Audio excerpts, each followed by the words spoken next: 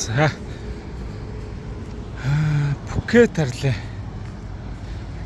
Нэгэн өдөр үргэлжилж байна. За манай аялагч нар бүгдээрээ Андаманда усан парк руу явсан. За миний би өглөө аялагч нараа явуулчаад өнөөдөр баг зэрэг амарч байна. За ингээд халуун байна.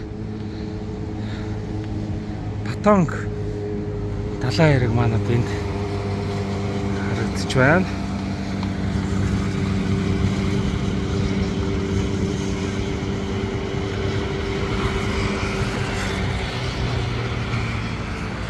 Батонг далайн хэрэг энэ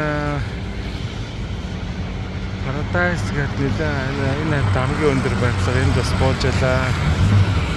За энэ манай нөгөө гэрээтэй бодол Батонг резортын хажууд байдаг бас нэг цамхаг Батонг цамхаг байлаа. Энд манай аялагч нар бас байгаа.